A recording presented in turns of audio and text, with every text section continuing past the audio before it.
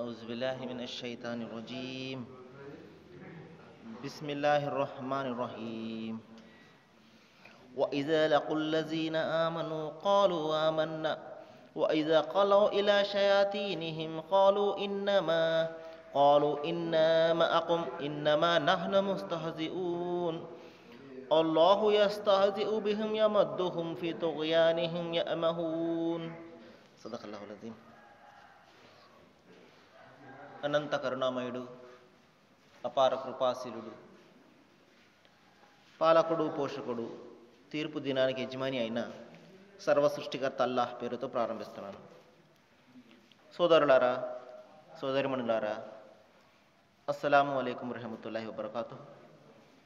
దైవము అందరి మీద శాంతిని, కరుణను కురిపించునుగాక. మనము అంతిమ దైవ గ్రంథము దివ్య ఖురాన్ యొక్క 2వ అధ్యాయంలో మనము ఉన్నాము. దైవం ఇక్కడ సెలవిస్తున్నాడు,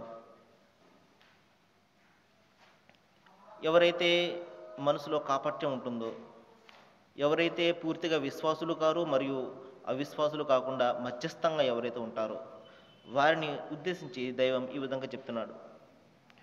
వారు విశ్వాసులను కలిసినప్పుడు మేము మీతోనే ఉన్నాము, మేము విశ్వాసులము అని చెప్తారు. కానీ వారు ఏకాంతంగా తమ శైతానులను, అంటే తమలాంటి ఈ విధంగా మధ్యస్థంగా ఉండే కపట విశ్వాసులను కలిసినప్పుడు అసలు మేము మీతోనే ఉన్నాము, వారిని కేవలం ఎగతాళి చేస్తున్నాము అని అంటారు. జాగ్రత్త, దైవము వారిని ఎగతాళి చేస్తున్నాడు. ఆయన వారికి వ్యవధినిస్తూ పోతున్నాడు. వారు తలబిరుసుతనం వల్ల అందులై గమ్యరహితంగా తిరుగుతూ ఉన్నారు. సన్మార్గానికి బదులు అపమార్గాన్ని కొనుక్కున్న ప్రజలు వీరే. వారికి ఈ బేరము ఎంత మాత్రం కూడా లాభదాయకమైనది కాదు. వారు ఏ మాత్రం కూడా సత్య మార్గంలో లేరు. సోదరులారా, ఇక్కడ ఈ విధంగా మధ్యస్థంగా తమ విశ్వాసాన్ని కలిగి ఉన్నటువంటి వ్యక్తులను ఉద్దేశించి, కపట విశ్వాసులను ఉద్దేశించి దైవం చెప్తున్నాడు. వారు విశ్వాసులను కలిసినప్పుడు మేము మీతోనే ఉన్నామండి, మేము కూడా మీలాంటి విశ్వాసులమే, మమ్మల్ని మీరు నమ్మవచ్చు అని చెప్పేసి వాళ్ళు చెప్పడం జరుగుతుంది. కానీ వారు తమలాంటి అవిశ్వాసులతోటి, తమలాంటి కపట విశ్వాసులతోటి కలిసినప్పుడు వారు అంటారు, మేము అసలు మీతోనే ఉన్నామండి, విశ్వాసులను మేము ఎగతాళి చేస్తున్నాం అంతే, వారిని నమ్మించడానికి వారితో ఉన్నట్లుగా మేము ఆ విధంగా చేస్తున్నాం తప్ప మా నిజమైనటువంటి స్నేహ సంబంధం మీతోటేనండి అని చెప్పేసి వీళ్ళు చెప్తూ ఉంటారు. మేము వారిని కేవలం ఎగతాళి చేస్తున్నామండి, విశ్వాసులను, వాళ్ళను మేము బోల్తా కొట్టిస్తున్నామండి అని చెప్తారు. దైవం చెప్తున్నాడు, మీ యొక్క వేళాకోళము దైవంతోట. వాస్తవానికి అల్లాహ్ అంటే దైవం మిమ్మల్ని ఎగతాళి చేస్తున్నాడు. చూడండి సోదరులారా, మనము దైవానికి ఏది కూడా హాని చేయలేము. మనం ఏదైనా ఆరాధనలో కానివ్వండి, లేకపోతే భయభక్తుల్లో కానివ్వండి, మనం ఏదైనా కొరత చేస్తున్నాం అనుకోండి, మనం ఏదైనా చేయకుండా మానవేస్తున్నాం అనుకోండి, దానివల్ల కలిగే పర్యావసనము మనకు మాత్రమే దక్కుతుంది తప్పించి ఆ దైవానికి ఏది అవ్వదు. మనము ఏమాత్రం కూడా ఆరాధన మానవేసిన దైవానికి వచ్చినటువంటి నష్టం ఏది కూడా లేదు. కానీ మనిషి మాత్రమే నష్టాన్ని పొందుతాడు. కానీ మనిషి గ్రహించడం లేదు. ఏమనుకుంటున్నాడు, నేను దైవాన్ని బాగానే మోసం చేస్తున్నాను కదా అనుకుంటాడు. ఇతను ఏదైనా తప్పులు చేస్తున్నప్పుడు కానివ్వండి, లేకపోతే ఏదైనా పాపకార్యాలు చేస్తున్నప్పుడు కానివ్వండి, నేను ఎదుటివాడిని బాగానే మోసం చేశాను అని చెప్పేసి అనుకుంటుంటాడు. కానీ ఇతనికి తెలియదు, ఇతను చేస్తున్న ప్రతి పని గురించి కూడా దైవం నమోదు చేస్తున్నాడు. ఒక రోజున దైవ సాన్నిధ్యంలో చిట్టా వెళుతుంది, అక్కడ మనం చేసిన ప్రతి పని గురించి కూడా దైవం అడుగుతాడు అన్న విషయం ఇతనికి తెలియదు. ఏం చేస్తున్నాడంటే, నన్ను ఎవరిని చూడడం లేదు కదా అని చెప్పేసి ఎదుటి వాడిని మోసం చేస్తున్నాడు. ఈ రోజున దైవం ఇక్కడ చెప్తున్నారు, వీరు సన్మార్గానికి బదులు అపమార్గాన్ని కొనుక్కున్నవారు. దైవం ఏం చెప్తున్నాడు ఇక్కడ, మీరు సన్మార్గంలో మీరు నడవండి అంటే లేదు అని చెప్పేసి వీళ్ళు అపమార్గాన్ని కొనుక్కుంటున్నారు. అంటే స్వర్గం యొక్క దారిని వదిలి నరకదారిలోకి వీరు వెళ్తున్నారు. కానీ ఈ ప్రాపంచిక ప్రయోజనాల నిమిత్తము కేవలం 4 రోజుల ఈ జీవితానికి నిమిత్తము వీళ్ళు ఏం చేస్తున్నారు? వీరు ఆ అందంగా కనిపించే ఆ మార్గంలో వెళ్తున్నారు. కానీ అది వాళ్ళని తీసుకువెళ్ళి నరకంలోనికి తోసివేస్తుంది. దైవం ఇక్కడ చెప్తున్నాడు, వారు ఏ మాత్రం కూడా నిజమైన మార్గంలో లేరు, కానీ అది వారికి తెలియడం లేదు. ఆ తర్వాత దైవం ఇక్కడ ఒక ఉపమానాన్ని, ఒక ఉదాహరణను ఇక్కడ తెలియజేస్తున్నాడు. అంతిమ దైవ గ్రంథం ఖురాన్లో దైవము ఉపమానాలతోటి, ఉదాహరణలతోటి విషయాలను అర్థం అయ్యేలా చెప్పడానికి ప్రయత్నం చేస్తాడు. చూడండి, మనము ఏదైనా ఒక విషయం ఎవరికైనా చెప్తున్నప్పుడు ఉదాహరణ ద్వారా చెప్పామనుకోండి, అది వారికి బాగా అర్థమవుతుంది. అదేవిధంగా దైవం ఇక్కడ తన గ్రంథంలో కొన్ని ఉపమానాలను చెప్తున్నాడు. ఇక్కడ ఎవరైతే కపట విశ్వాసులు ఉంటారో వారిని ఉద్దేశించి ఇక్కడ ఒక ఉపమానం చెప్తున్నాడు. ఒక వ్యక్తి నిప్పును రాజేసినంతనే పరిసరాలన్నీ ప్రకాశించాయి. ఒక వ్యక్తి ఏం చేశాడు? ఇక్కడ ఒక మంటను రాజేశాడు. అప్పుడు ఏమైంది? మొత్తం పరిసరాలన్నీ కూడా ఎంతో ప్రకాశవంతమయ్యాయి. అప్పుడు అల్లా వారి కంటి వెలుగును హరింపజేసి అంధకారంలో ఏమీ కానిరాని స్థితిలో వదిలివేశాడు. ఒక వ్యక్తి అంటే ఇక్కడ ప్రవక్త ముహమ్మద్ సల్లల్లాహు అలైహి వసల్లం వారు, ఆయన ఏం చేశారు? నిప్పు రాజేసినంతనే పరిసరాన్ని ప్రకాశించాయి అంటే ఆయన అంతిమ గ్రంథము, అంతిమ దైవ గ్రంథం ఖురాన్ రూపంలో ఒక వెలుగును ఆయన తీసుకురావడం జరిగింది. అప్పుడు ఏం జరిగింది? వీరు ఆ వెలుగులో తమ యొక్క జీవితాలను మార్చుకోవడం మానేసి తమ చీకటిమయమైన అయినటువంటి జీవితాలను వెలుగుమయం చేసుకోవడానికి తప్ప, వెలుగుమయం చేసుకోవడం కాకుండా ఏం చేశారు? వాళ్ళు దాని నుండి దూరంగా వెళ్ళిపోవడానికి వారు ప్రయత్నం చేస్తున్నారు. అప్పుడు దైవం ఏం చేశాడు? ఎప్పుడైతే ఈ వెలుగుకు దూరంగా వాళ్ళు వెళ్ళిపోతుంటారో అప్పుడు దైవం వారిని వారి యొక్క వెలుగును హరింపజేసేసి అంధకారంలో అని వదిలివేయడం జరుగుతుంది. అంతేగాని బలవంతంగా తీసుకుని వచ్చి నీవు ఈ వెలుగులోనే ఈ జీవితం గడుపు అని చెప్పేసి దైవము ఎవరిని కూడా బలవంతం చేయడు.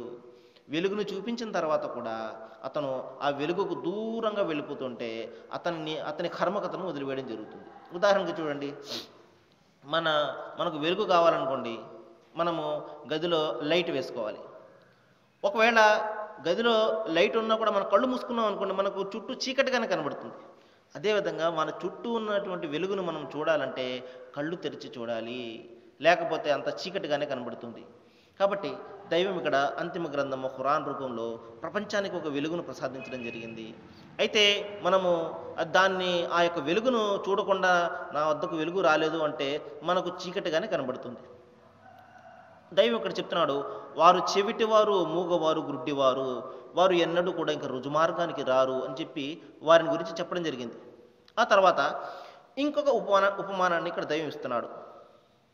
ఆకాశం నుండి భారీగా వర్షం కురుస్తుంది, దానికి తోడు చిమ్మ చీకట్లు, ఉరుములు, మెరుపులు. చూడండి, ఆకాశం నుండి భారీగా వాన పుడుతున్నప్పుడు ఏమవుతుంది? చీకట్లు కమ్ముకుంటాయి. అదేవిధంగా ఉరుములు, మెరుపులు వస్తుంటాయి.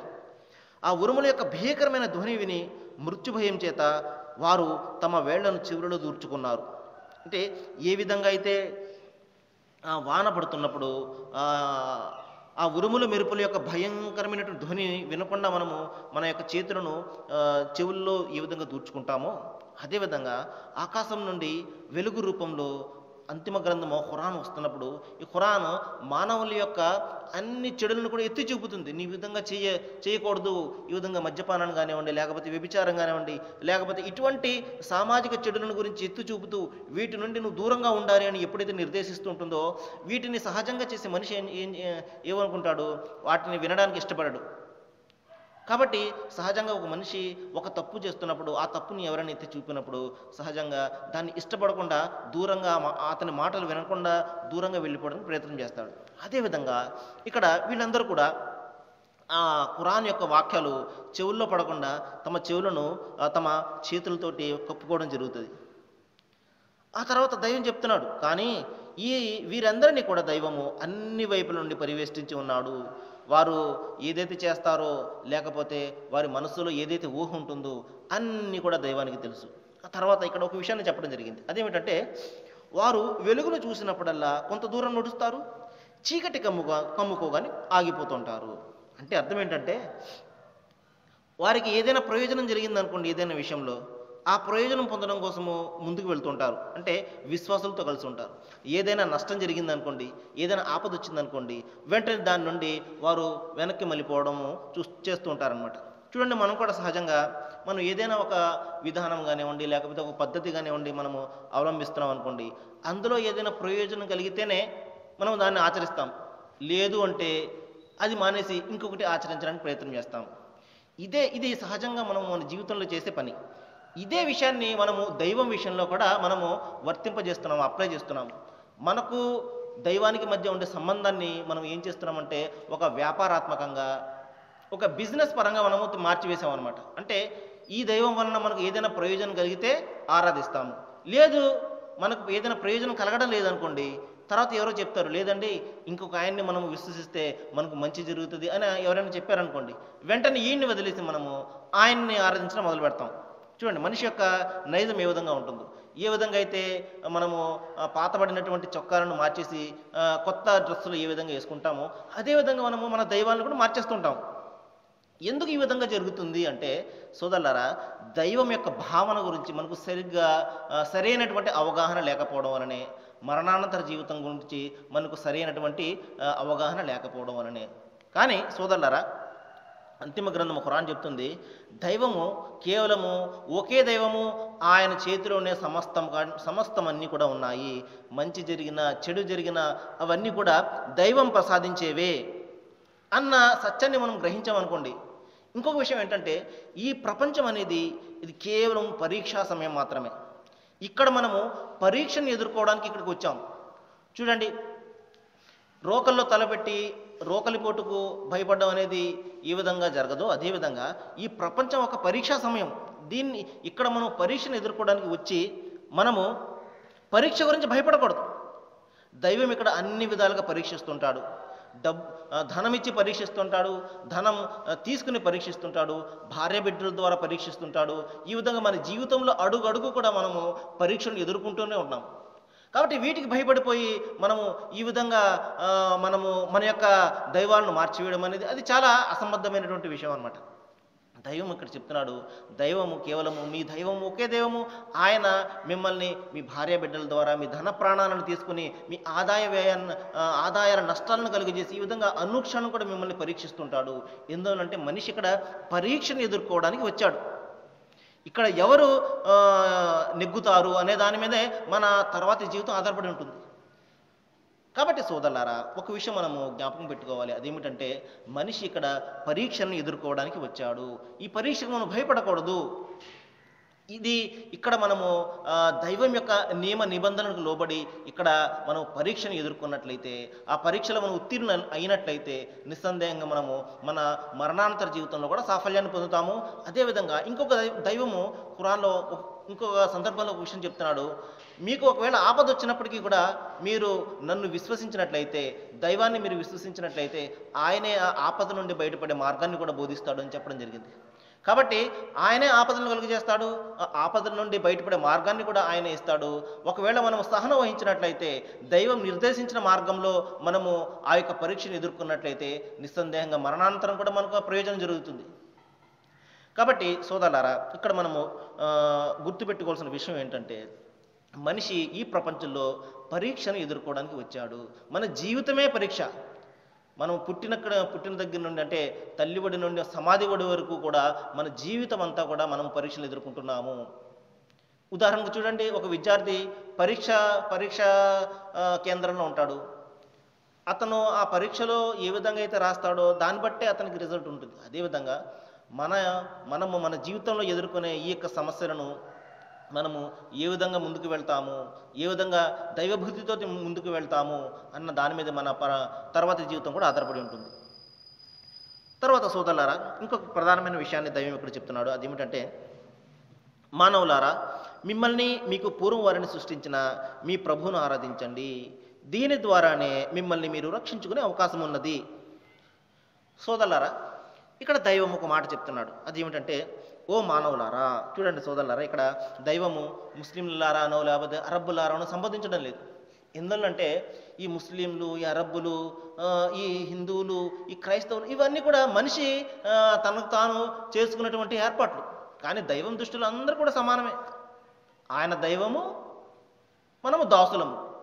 దైవానికి దాసులకి మధ్య ఉండే సంబంధం అన్నమాట ఈ ఇస్లాం అనేది. కాబట్టి ఇక్కడ దైవం సంబోధిస్తున్నాడు, మానవులారా. ఎందుకంటే ఆయన సృష్టికర్త కాబట్టి, సమస్తం కూడా ఆయన చేత సృష్టించబడింది కాబట్టి, ఆయన మానవులారా మీకు ఒక విషయం చెప్తున్నాను. అదేమిటంటే, మిమ్మల్ని మీకు పూర్వం సృష్టించిన మీ ప్రభువును మీరు ఆరాధించండి. దీని ద్వారా మిమ్మల్ని మీరు రక్షించుకునే అవకాశం ఉన్నది. దైవం ఇక్కడ ఒక మార్గాన్ని మనకు బోధిస్తున్నాడు.